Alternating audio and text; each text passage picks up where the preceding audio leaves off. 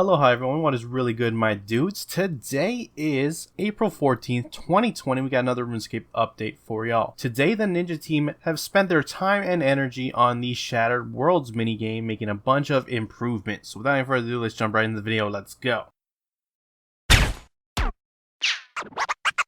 Cats is the illest. What you talking about, Willis?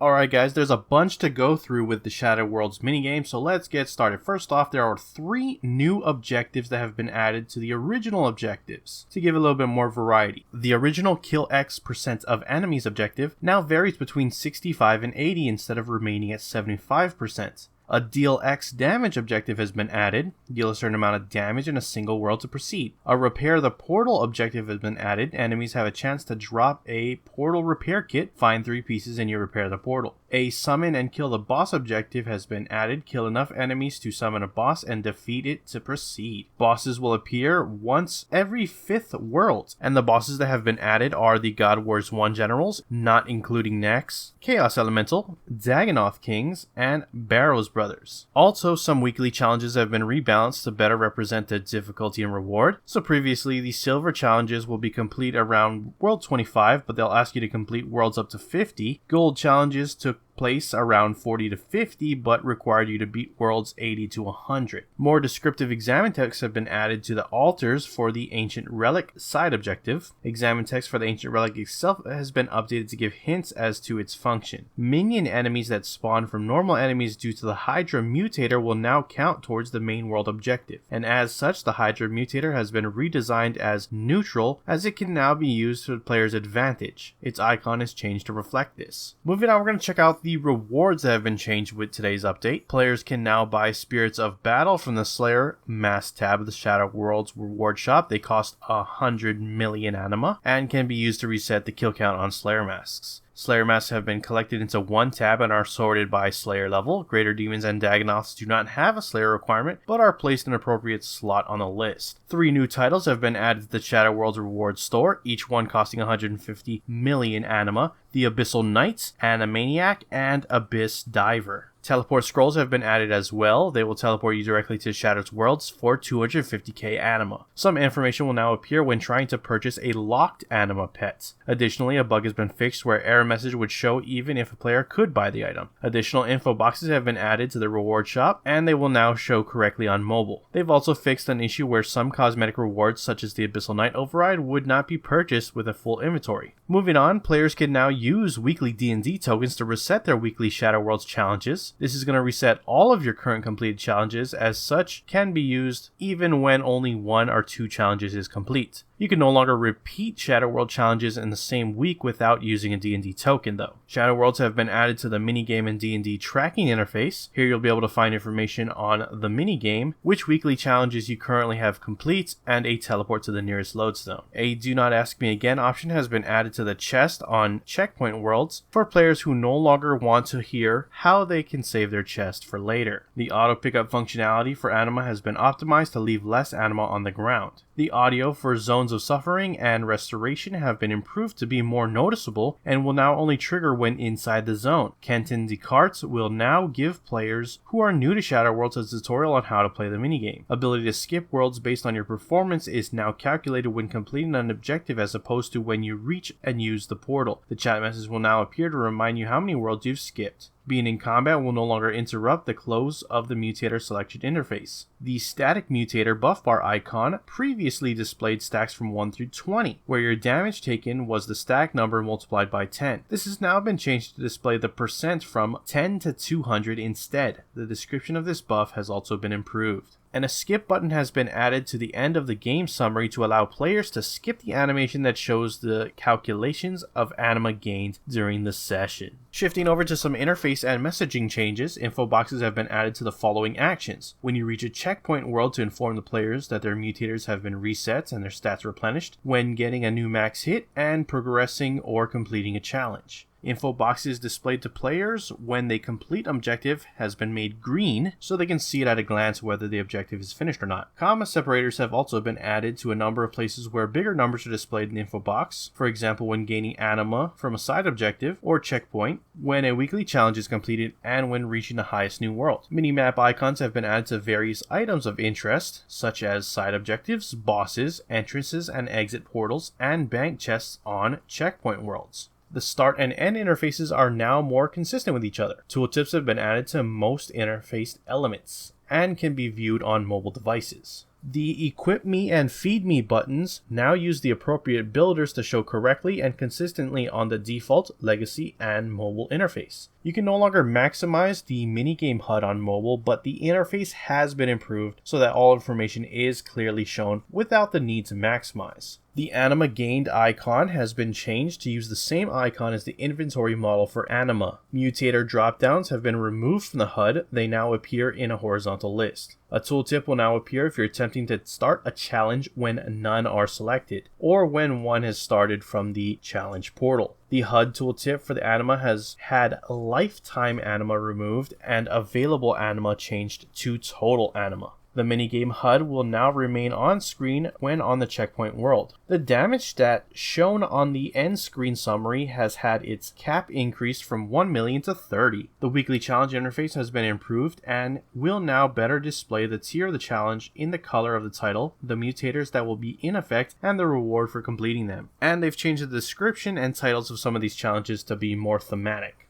The message you receive when you die during a Shadow Worlds and attempt to open the chest has been adjusted to better describe why you're unable to open it. And finally, the anima gained messages that appear when an enemy is defeated has been made to float up more slowly for readability. That's it for your main game update. We're going to shift on over to the patch notes and see what's been changed with today's update, so let's go ahead and check it out. The Mage of Zamorak, who teleports you to the Abyss from the Wilderness, now has a configure option, so you can swap between your left click, teleport, and talk. When talk is selected, the Mage will still offer to teleport you via a yes-no option through the initial dialogue. Moving on, we're going to talk about some archaeology changes. So some improvements to the skill itself. The site map in the Archaeology Guild now informs the player about the site keyboard shortcuts. Dueling a player when using the Blood Reaver Familiar will no longer continuously loop the duel setup and heal the user's life points. A chest inside the exam center can once again be used to advance a medium clue scroll. Artifact collector info will now close when inspecting a new artifact. The chance of receiving an Incando Madoc piece now increases in line with your archaeology level. Changed Restoration Station to Archaeologist Workbench in the Restoration Make X menu to be more accurate to the game world. The Seed of Charyu Tree and Hand of Glory Luck of the Dwarves relics have had their levels in the skill guide corrected from 89 to 83. Guildmaster Tony's Madoc has had its precision stat reduced from 90 to 85 because the precision increase was providing too many additional projects over a period of time. If you have the Berserk Fury Relic power active when wearing full Darok set, the Darok set will take effect instead of the relic power. The message that displays when you reach 100% sprite focus has been adjusted slightly. Some luck messaging has been adjusted in cases where the ring has been swapped as you're getting a lucky drop. Now possible to siphon Crystal Maddox using the Crystal Tool Siphon. A pop-up box will now appear if you attempt to excavate with a full inventory. The Nosarog Sculpture artifact has been changed to require 30 Warforged bronze rather than 30 soapstone. Players are no longer stopped from excavating after using the spacebar to advance the chat box that appears when you find an artifact. Fix the graphical issue where material caches of animal furs would appear to float. Stormguard Site Manager will no longer endlessly loop dialogue if one mystery has been started. Players are now properly informed when they add a researcher to their research team. Players are now better informed about the rewards from rolling the infernal dice. The Archaeology Guild shop descriptions for the material manual and the archaeology teleports have been updated to give more information on their uses. The destroy option on the archaeology lore pages has been adjusted to transcribe to better indicate its function.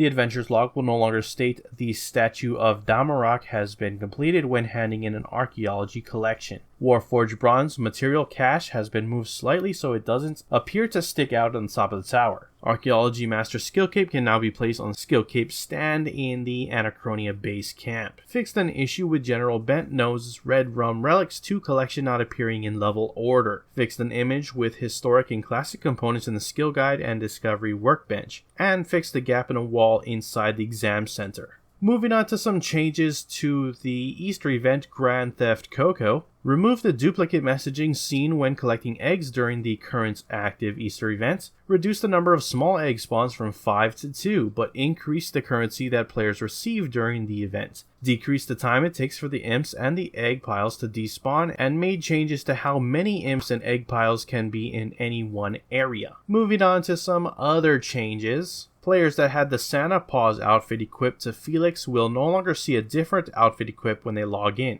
Increase the options available for draw distance on mobile to now include low, medium, high, and ultra. Fix some issues with the game's graphics settings. The draw distance option should now work correctly. The new depth of field option is only available on high or ultra draw distances. If set to medium or low, the option is disabled. However, the checkbox remained checked. The error has been corrected. And finally, flickering effects can now be toggled again. That is it for your patch notes. Links to everything discussed in this video will be down in the description below. Head on over there, check them out. With that, I'm going to wrap up the video. If you enjoyed it, hit that like button. If you are not subscribed yet and you want to stay up to date on all things RuneScape related, then hit that subscribe button. Anyways, I appreciate you watching. I am out. Aloha.